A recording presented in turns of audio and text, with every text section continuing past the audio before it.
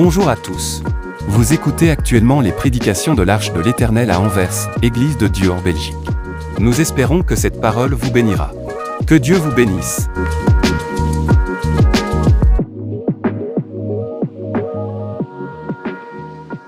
Amen. Voilà, sans plus tarder, je vous invite à prendre vos Bibles. Nous allons lire un texte que nous connaissons dans l'Évangile selon Luc. Luc, chapitre 13. L'Évangile selon Luc, au chapitre 13, verset 6. Luc, chapitre 13, à partir du verset 6, vous avez trouvé, vous pouvez mettre debout. Et nous allons lire. L'Évangile selon Luc, chapitre 13, verset 6. Vous avez trouvé? On peut se mettre debout, s'il vous plaît. Voilà, il est dit ceci. Il dit aussi cette parabole. Un homme avait un figuier planté dans sa vigne. Il vint pour y chercher des fruits et il n'en trouva point. Alors il dit au vigneron, voilà 3 ans que je viens chercher des fruits à ce figuier et je n'en trouve point. Coupe-le. Pourquoi occupe-t-il la terre inutilement? Le vigneron lui répondit, Seigneur, laisse-les encore cette année. Je creuserai tout autour et j'y mettrai du fumier. Peut-être à l'avenir donnera-t-il du fruit, sinon tu les couperas. Amen. Peut-être donnera-t-il. À l'avenir donnera-t-il du fruit, sinon tu les couperas. Nous dit la parole. Amen. Le thème du message, je l'ai intitulé simplement Les vignerons y croient. Les vignerons y croient. Les vignerons croient au changement. Les vignerons croient aux fruits que l'arbre doit porter. Comme vous le savez, comme nous le savons, le thème de cette année, c'est porter des fruits. Amen. Je crois que nous n'avons pas oublié ce thème. Et cet après-midi, ce matin, nous aimerions nous faire des rappels par rapport à ce thème. Parce que c'est important pour nous que nous puissions porter des fruits. Parce que les fruits honorent Dieu. Parce que les fruits nous permettent que nos prières soient efficaces. Lorsque nous portons des fruits, Dieu est honoré. Dieu est glorifié. Et nous devons porter des fruits. Des fruits qui demeurent. Des fruits qui honorent Dieu. Pas justement des fruits, mais des bons fruits. Parce qu'il y a des fruits qui ne sont pas. Il y a des fruits qui sont amers. Il y a des fruits qui sont du poison. Et nous, étant qu'enfants de Dieu, étant que membres du peuple de Dieu, la parole nous invite, la parole nous exhorte, la parole nous incite à porter des fruits qui demeurent des bons fruits. Des fruits dignes de la repentance. Les fruits, des bons fruits. Et les vignerons dans ce texte, ils y croient. Ils y croient que c'est possible. Parce qu'il a investi en nous. Parce qu'il a mis des choses en nous. Il y croit. Ces paraboles, lorsque nous lisons ces paraboles nous incitent, comme je viens de le dire, à porter des fruits. Ces paroles nous encouragent, nous appellent à porter des fruits. Et nous voyons dans ces paraboles, c'est l'histoire d'un homme. Un homme riche qui avait une vigne. Et dans cette vigne, il a planté un figuier de choix, un figuier de valeur, un figuier mis à part, un figuier délicieux, un figuier fécond, qui était fécond parce que c'était le choix de son maître, c'était le choix des propriétaires de la vigne. Il a choisi ces figuiers et il a planté dans sa vigne. Et la parole nous dit que ce figuier, qui était un figuier de choix, un figuier délicieux, un figuier agréable, fécond, n'a rien. Et ça, c'est depuis 3 ans. Vous voyez, il dit, ça fait 3 ans que je viens voir ce figuier et il ne portait rien. Et les propriétaires donnent l'ordre qu'on coupe l'arbre. C'est-à-dire que le jugement tombe. Parce que le figuier ne sert à rien. Le figuier est inutile. Il est en train d'épuiser le sol pour rien. Et là, nous voyons, il y a un vigneron qui s'élève, qui parle au propriétaire, qu'on lui donne du temps. Il demande un temps. Il demande un moment de sursis, un temps de grâce. Pour donner encore du temps au figuier, il demande une année de sursis. Vous voyez, le temps perdu, 3 ans sans fruits, lui, il demande une année. Et lorsque nous résumons toutes ces choses, nous allons voir que les propriétaires de ces vignerons symbolisent Dieu. Les vignerons symbolisent le Seigneur Jésus-Christ. La vigne, ça peut être l'Église, ça peut être une famille, ça peut être la nation. Et le figuier, c'est nous. C'est le peuple de Dieu. C'est son peuple. Et Dieu nous a plantés dans sa maison. Et Dieu nous a plantés dans son église. Et Dieu nous a plantés dans une famille, dans une nation. Dans quel but? Que nous puissions porter du fruit. Que nous puissions porter du fruit. Il n'y a pas d'autre but. Parce que si nous portons des fruits, Dieu sera honoré. Le propriétaire sera dans la joie. Et nous voyons que ce figuier n'a rien apporté. Et pourtant, les champs, il avait été planté, c'était un champ fécond. C'était un champ bien entretenu. Un champ à qui les propriétaires avaient même mis un vigneron dans ces champs, qui s'occupe du jardin, qui s'occupe de ces champs. Les propriétaires avaient mis un serviteur qui s'occupait de ces champs, qui s'occupait de tous ces arbres. Mais pendant 3 ans, ces figuiers, la parole nous dit, n'a rien apporté. C'est alors qu'on donne l'ordre de couper. Vous voyez, si nous ne portons pas de fruits, vous voyez, le jugement avait déjà été prononcé. Les propriétaires avaient déjà dit, coupez l'arbre. Et c'est alors que les vignerons s'élèvent comme un intercesseur, comme un avocat, un médiateur. Et c'est ce que Jésus fait pour chacun d'entre nous. Parce que sans son intercession, sans son intervention, nous serons déjà coupés. Sans son intervention, sans son intercession, la plupart d'entre nous, alors que nous sommes dans l'église, dans la famille pendant longtemps, nous serons déjà coupés. Nous sommes dans une période de sursis, dans une période de grâce. Et nous ne devons pas prendre ce temps à la légère, comme quelque chose que nous méritons. Dieu nous l'accorde par sa grâce. Et vous voyez que ce temps est limité par rapport au temps qu'on a gâché, par rapport aux 3 ans qui avaient été sans fruits. L'intercesseur demande une année de sursis. Ce temps est limité parce qu'il dira, peut-être il va produire.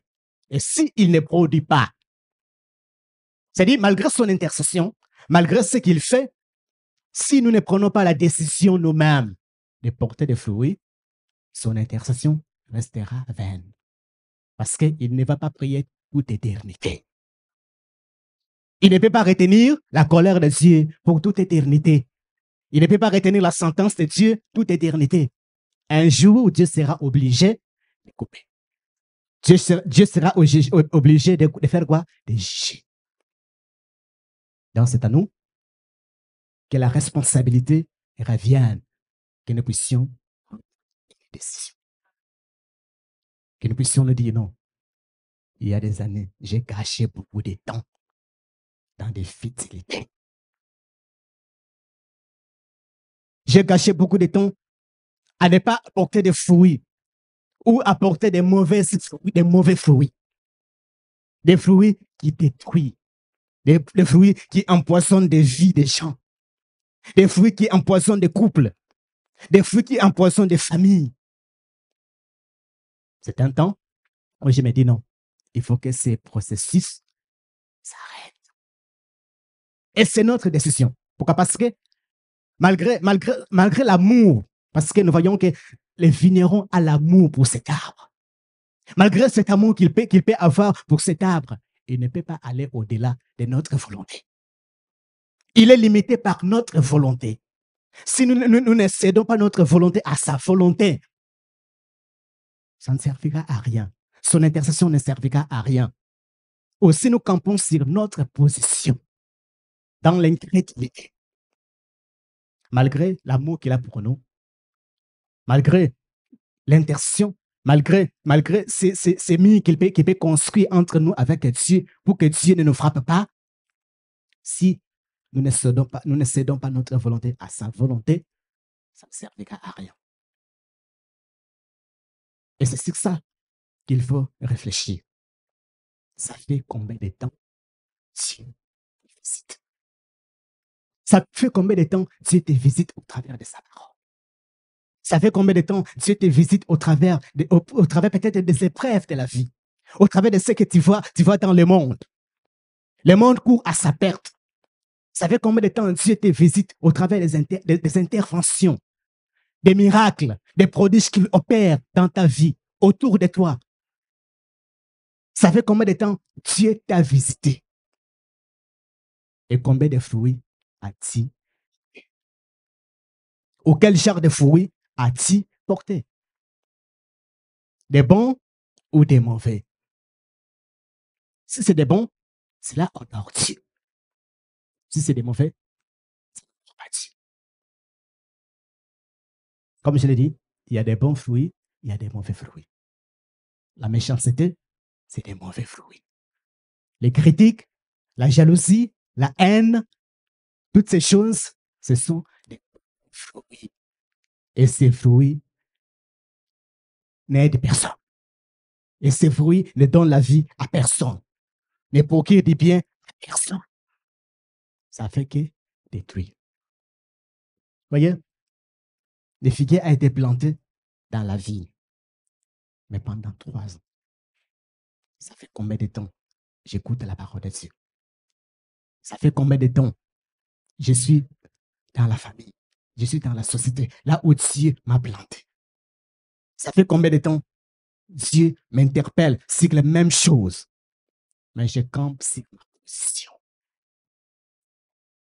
Bien-aimé, Dieu nous donne le temps pour que nous puissions repentir.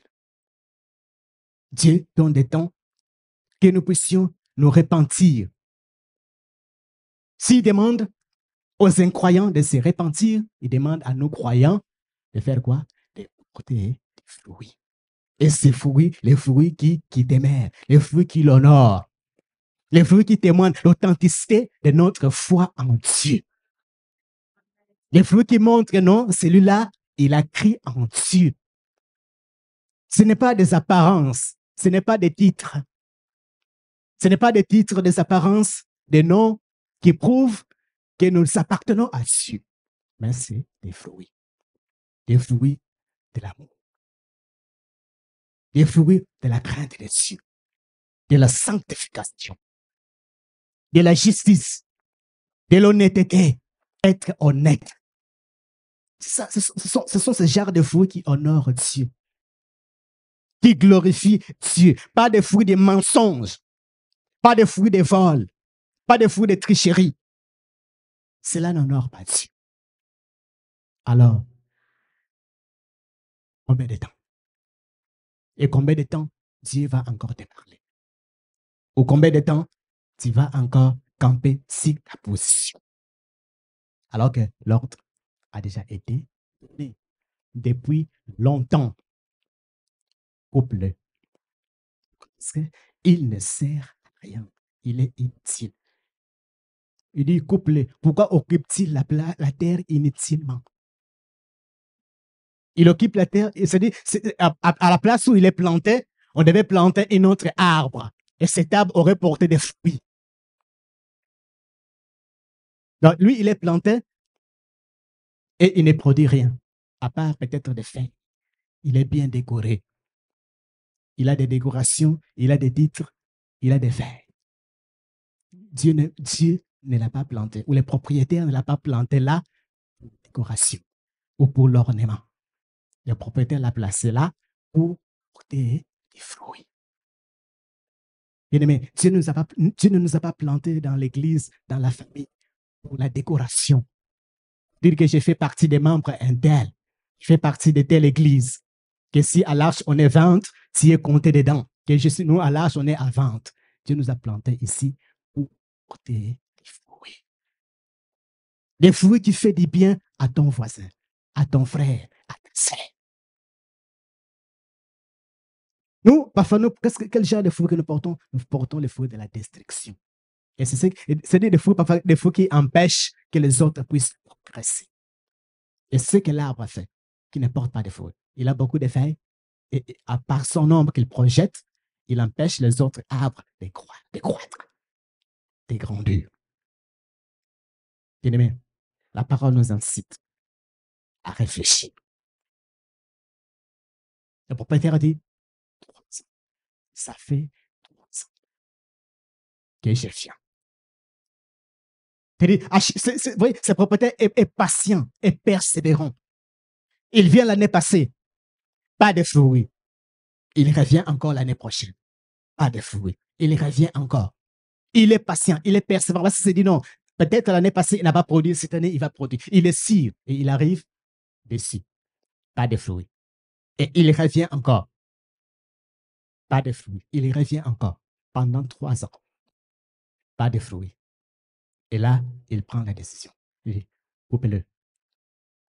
Mais grâce à l'intercession des vignerons, grâce à l'intercession de notre Seigneur Jésus-Christ, nous restons debout. Nous sommes là debout. Nous sommes là dans sa présence. Nous sommes là parce qu'il est à la droite de Dieu le Père. Il intercède pour nous. Alors que Dieu veut nous couper, lui, il demande la miséricorde. Nous donnons-lui encore du temps. Il va changer. Pourquoi? Parce qu'il croit en nous. Il croit à ce qu'il a investi en nous, à la parole qu'il a investi en nous. Et vous voyez, il ne va pas justement pour parler, il ne va pas justement parler, mais il dit non, je vais encore travailler. Je vais encore enlever ce qu'il y a à enlever. Il dit, je vais encore creuser. Je vais encore mettre du fumier pour donner à l'arbre encore. Cet arbre qui était déjà fécond, qui pouvait donner des fruits. Mais il dit non, je vais encore creuser. Je vais encore mettre du fumier pour que l'arbre puisse encore être fécond, qu'il porte des fruits. Par le travail que notre maître fait. Il intercède pour nous. Pendant que tu vis dans le péché, alors que Dieu décide de te couper, lui, il dit non. Si. Il implore la miséricorde de Dieu pour te donner le temps de changer. De donner le temps de te dire non, cette vie ne m'amènera nulle part. Et je me tourne vers Dieu. Et je prends des fruits. Mais comme je l'ai dit, cette intercession ne va pas durer toute éternité. Ça va un jour s'arrêter. La décision revient. À nous, portons des fruits, des bons. Dans Ésaïe au chapitre 5, il est dit ceci en parlant presque la même chose de ce texte.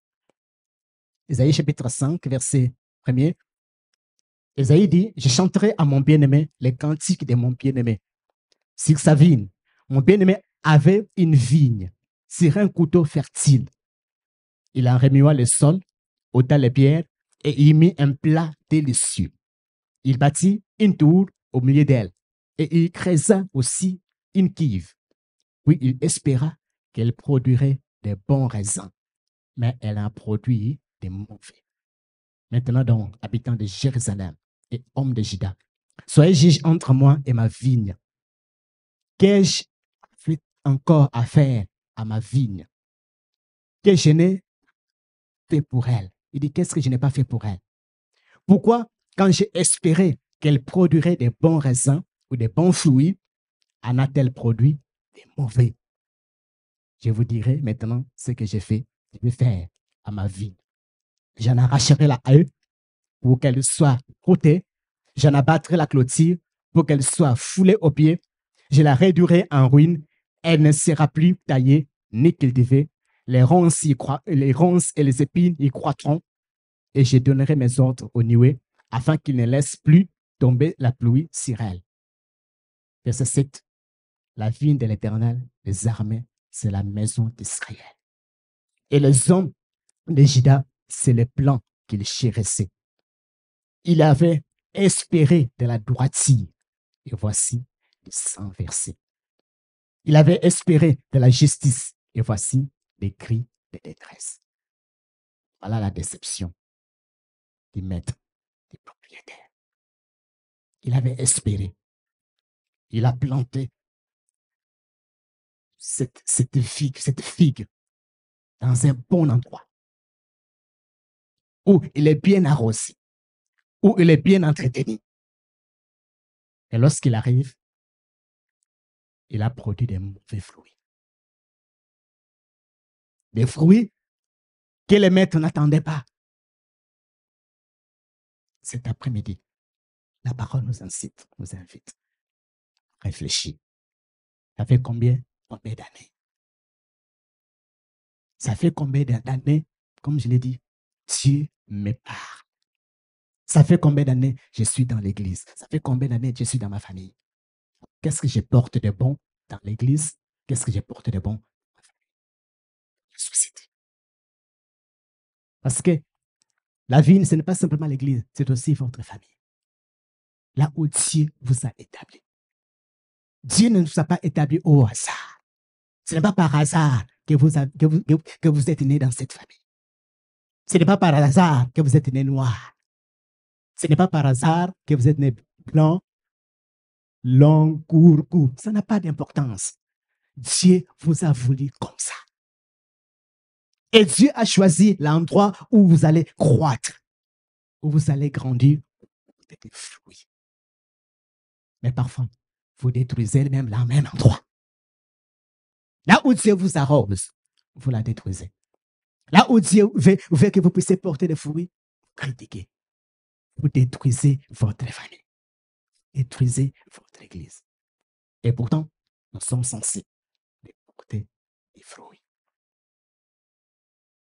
Des bons fruits. Des fruits qui honorent Dieu. Le vigneron dit, donne-lui encore 8 ans, une année de sursis. Il dit peut-être, à l'avenir, peut-être. C'est un peut-être d'espoir, un peut-être d'espérance. Un peut-être parce qu'il croit dans quelque chose. Il croit dans la personne, dans le travail qu'il fait. Il dit peut-être, j'ai fait du travail. Dieu fait ce travail. Jésus fait ce travail dans l'église, dans votre famille. Il dit peut-être, il va produire. Mais s'il ne produit pas, ce n'est plus ma faute. Dieu a sa part, nous avons notre part. Et nous allons voir que c'est Dieu qui fait plus. Dieu est venu vers nous et maintenant c'est à nous d'aller vers Dieu. C'est à nous de nous approcher de Dieu. Il dit, approchez-vous de Dieu et il s'approchera de vous. Au travers de son Fils, il a fait les premiers pas, les grands pas même. Et nous, en retour, il dit, approchez-vous de Dieu. Humiliez-vous devant votre Dieu. Il est temps. Jusqu'à présent, les fruits que j'ai portés, c'était mauvais. Où je n'ai rien du tout. J'ai été que là justement pour décorer. Donc ce n'est plus le temps de décorer, mais c'est le temps pour porter des fruits. Pour que le Père soit honoré. Pour que le Père soit glorifié. Pour que le Père soit connu. Que non, ça ce sont des enfants de Dieu. Des enfants de la différence. Le monde ne voit pas notre apparence, notre titre, mais le monde voit les fruits. Lorsque vous êtes au travail, les fruits. Quels fruits portez-vous? Ou vous vous fondez dans la masse. Tout le monde vole, vous aussi vous volez. Tout le monde triche, vous aussi vous trichez. Donc même au travail, même là où vous travaillez, être différent. Et on vous regarde, on dit, mais il y a d'autres fruits qu'ils portent. Et ces fruits, ce n'est pas les fruits que nous portons. Et il demande le secret. Il dit, le secret, et là que vous pouvez dire non, le secret, c'est que j'appartiens à Dieu. Il y a un Dieu à moi qui produit ces fruits. Mais ces fruits, nous ne pouvons pas les porter malgré nos efforts. Nous ne pouvons pas les produire malgré nos efforts. La seule solution pour porter des fruits, c'est de nous attacher à Jésus-Christ. Dans Jean au chapitre 15, il est dit ceci. Jean chapitre 15, il dit, je suis le frère Sep et mon père est les vignerons. Tout sarment qui est à moi et qui ne porte pas de fruits, il les retranche. Et tout sarment qui porte des fruits, il les monte, afin qu'il porte encore plus de fruits. Déjà, vous êtes pire à cause de la parole que je vous ai annoncée. Il dit, demeurez en moi et je demeurerai en vous. Comme le sarment ne peut de lui-même porter des fruits s'il ne demeure attaché au cep. Ainsi, vous ne les pouvez pas non plus si vous ne demeurez en moi. Je suis le vrai cep. Je suis le cep. Vous êtes le sarment. Celui qui demeure en moi et en qui je demeure porte des fruits. Car sans moi, vous ne pouvez rien faire. Voyez, pour porter des fruits, il faut rester attaché à Jésus-Christ. Si on est détaché de lui, impossible de porter des fruits. Si vous êtes loin de Jésus-Christ, impossible de porter des fruits malgré vos efforts. Et jour après jour, nous avons besoin de nous approcher de lui, afin que lui enlève le fond qui est en nous, afin que lui nous taille. Comme ce père qui est venu vers Jésus en disant non, aie pitié de moi, aie pitié de mon fils. En lui disant non, je l'ai amené vers tes disciples et ils n'ont pas pu.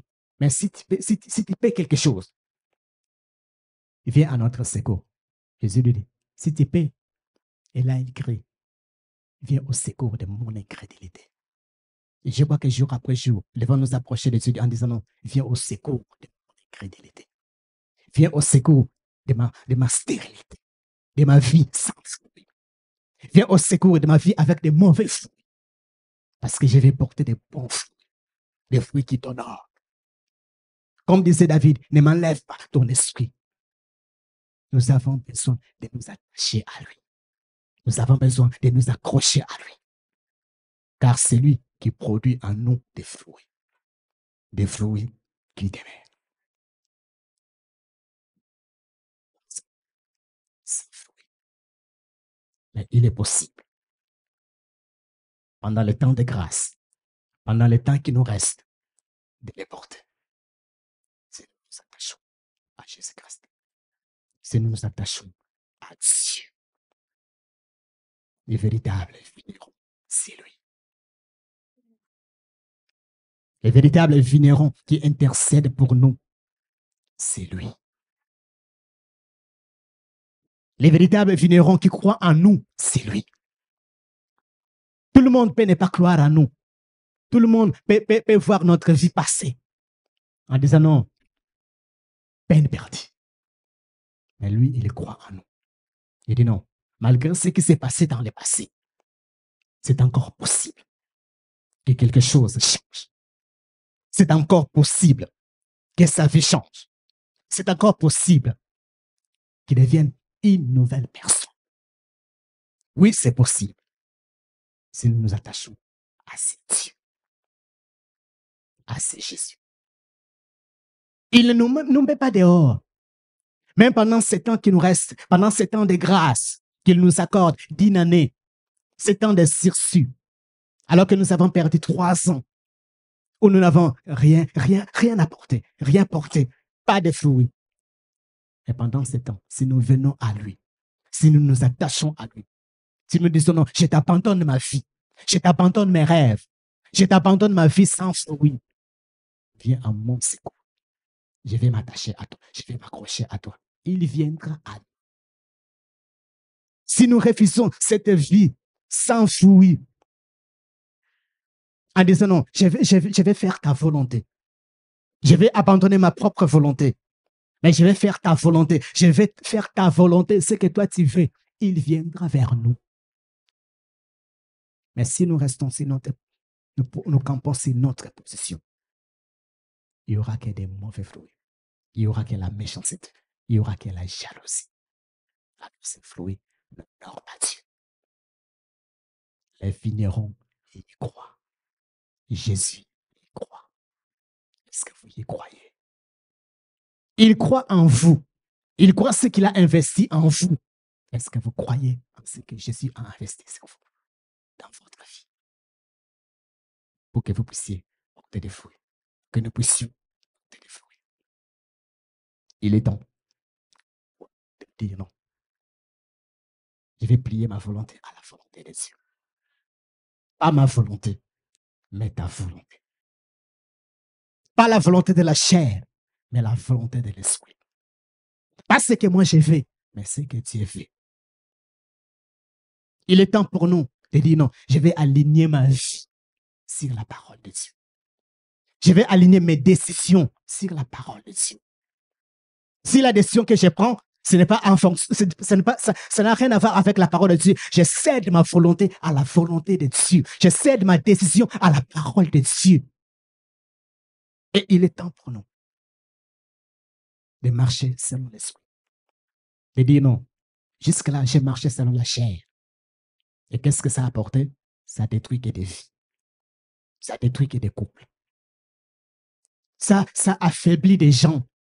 Peut-être des gens qui étaient zélés à cause de notre contact avec eux, ils sont devenus amers. Amers même vis-à-vis de l'Église. Amers vis-à-vis de leur parmi. Pourquoi? Parce que nous avons projeté l'ombre de la mort dans leur vie. À cause de nos fruits qui ont donné la mort. À cause de nos fruits, des critiques qui ont détruit. Est-ce que cet après-midi, tu ne fais pas le dire comme moi? Non, c'est ta volonté que je vais faire. C'est la volonté du vigneron que je vais faire. Lui, il intercède pour moi, alors que l'ordre avait déjà été donné. S'il n'avait pas intervenu, ou s'il avait dit non, je m'en fous, de toute façon, il y a beaucoup d'arbres. Je m'en fous de cet arbre, alors coupez-le. Chacun de nous sera déjà coupé. Chacun de nous sera déjà enterré quelque part. Chacun de nous sera déjà oublié dans l'histoire. Mais nous sommes debout grâce à son intercession. Alors ne prenons pas son intercession à la légère. Ne prolongeons pas les temps. Rien. Ne prolongeons pas les temps en vivant dans les péchés. Ne prolongeons pas les temps en produisant aucun fruit. Mais profitons de ces temps pour dire non, c'est un temps pour moi de servir Dieu. C'est un temps pour moi de me donner à Dieu. Si je me suis donné à 1%, je vais encore ajouter plus. Je vais encore m'attacher encore beaucoup plus à ce Dieu. Pourquoi? Parce qu'il a tout fait pour moi. Il a donné sa vie pour moi. Et non simplement il a donné sa vie. Et là, il continue encore son œuvre. Alors que je continue à vivre dans le péché, lui, il demande encore à Dieu d'avoir pitié de moi. Et Dieu a pitié de moi. Et je suis debout. Et Dieu écoute sa prière. Et je suis debout. Vous voyez, c'est parable. D'ailleurs, ça commence avec des gens qui sont venus les voir en lui racontant ce qui s'est passé, parce qu'il y a des incidents qui se sont passés dans la ville. Pilate avait massacré des gens qui sont allés offrir dans les temples. Pilate les a massacrés. Et ils viennent vers Jésus pour demander son avis. Qu'est-ce qu'il pense de ça? Lorsque vous lisez à partir du verset 1er, de cet évangélique, ils sont venus voir Jésus pour un peu lui raconter l'histoire. Qu'est-ce qu'il pense? Il dit non. Ces gens qu'on a massacrés par Pilate n'étaient pas plus méchants que tous les gens de Galilée. Mais si vous ne vous repentez pas, vous allez tous mourir comme eux. Il dit, il y a aussi des gens à qui le tour de Silo est tombé. 18 personnes sont mortes. Il dit, ces gens n'étaient pas plus méchants que tous les habitants de Jérusalem.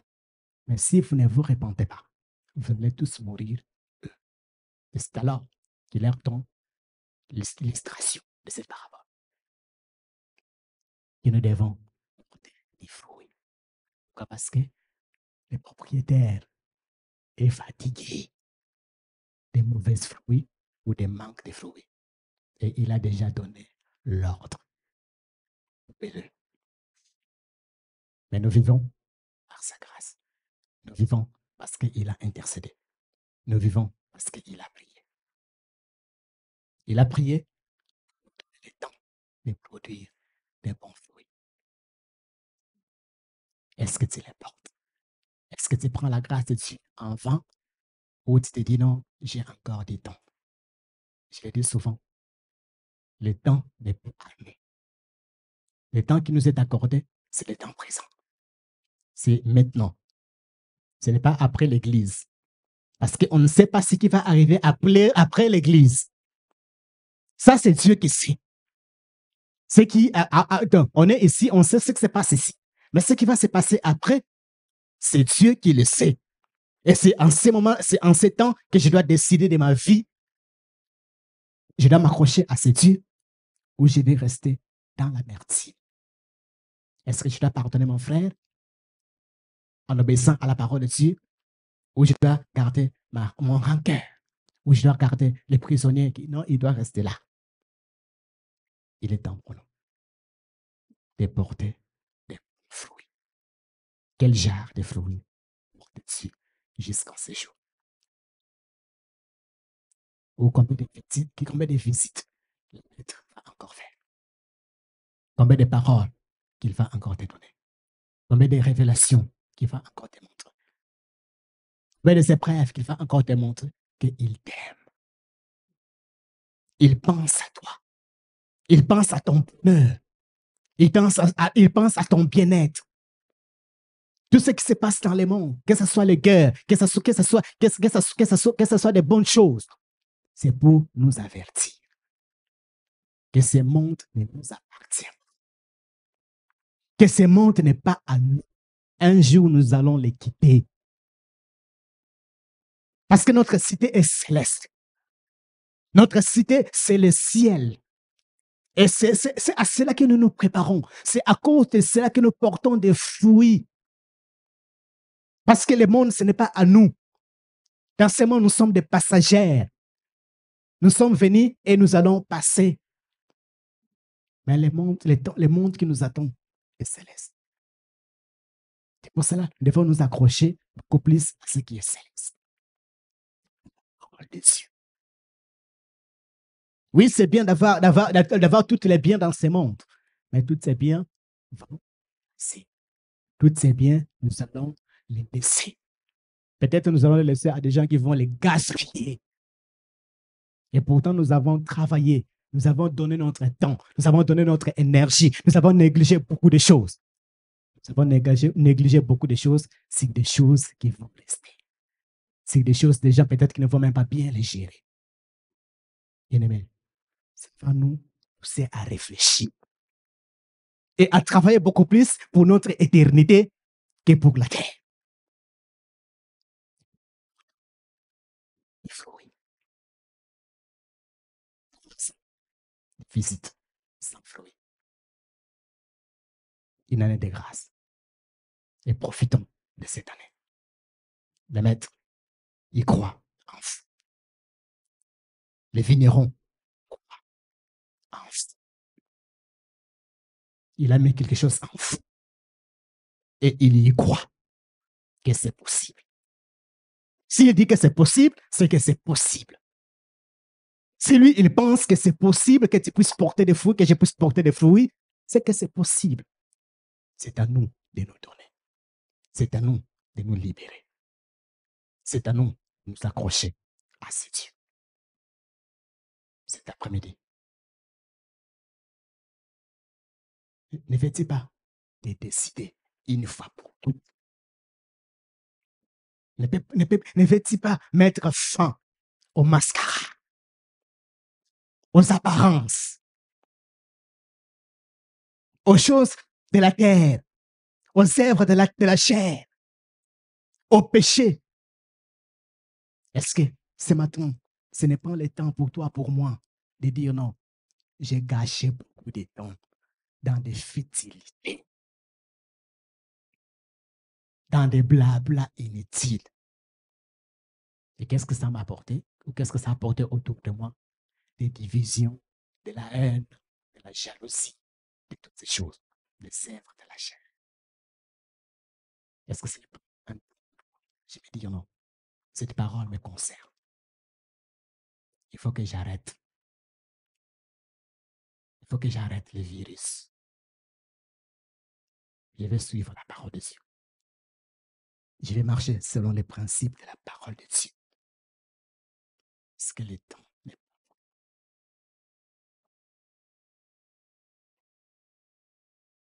Les vignerons, ils croient. Ils croient en vous. Parce que c'est possible. Ils croient que nous pouvons changer. Ils croient que nous pouvons porter des fruits. Alors, acceptons son aide. Acceptons ce qu'il nous offre. Il dit, accrochez-vous à moi. Vous allez porter des fruits. Attachez-vous à moi. Vous allez porter des fruits. Vous ne serez plus les mêmes. Les gens ne vont plus vous dire non, les gens qui portent les mauvais fruits. Les gens ne vont plus vous mépriser. Parce que vous êtes attachés à moi et ma vie coule en vous et vous portez beaucoup de fruits. Et si vous portez beaucoup de fruits, le Père sera honoré. Est-ce que ne veux-tu pas que Dieu soit honoré au travers de ta vie? Et lorsqu'on te regarde, on voit les fruits et on glorifie Dieu. On loue Dieu. Et Dieu est honoré. Si Dieu est honoré, Dieu te bénit. Si Dieu est honoré, Dieu t'élève. Si Dieu est honoré, Dieu, il t'honore aussi. Parce qu'il honore ce qu'il honore. Et si les gens honorent Dieu au travers de ta vie, et Dieu est dans la joie, il te libère cette joie. Il te bénit. Il prolonge la vie. Vous voyez, l'arbre était destiné à être coupé, mais grâce à l'intercession du maître, l'arbre, on prolonge la vie. C'est-à-dire, s'il porte des fruits plus tard, sa vie sera encore prolongée. Mais si au-delà d'une année, le temps de sursis qu'on avait donné, le temps de grâce, si pendant ce temps d'une année que les vignerons a demandé, il n'a pas porté de fruits, on le coupe. Plus de vie. Mais s'il porte des fruits, c'est que sa vie est prolongée. Et c'est ce que Dieu fait lorsque nous portons des fruits. Parce que nous devenons des instruments pour bénir d'autres. Nous devenons des sources de bénédiction pour d'autres personnes. Ne vais pas te dire, non, je vais être cette personne.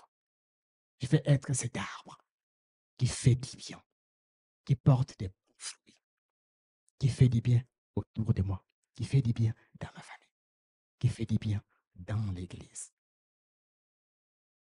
Arrêtons les mascaras. Arrêtons de vivre selon la chair. Peut-être, dit-il. Voyez, ces paraboles, il n'y a pas de conclusion. Ça s'ouvre, comme je l'ai dit, à l'espérance, à ce que les vignerons croient, à ce qui peut arriver. C'est possible.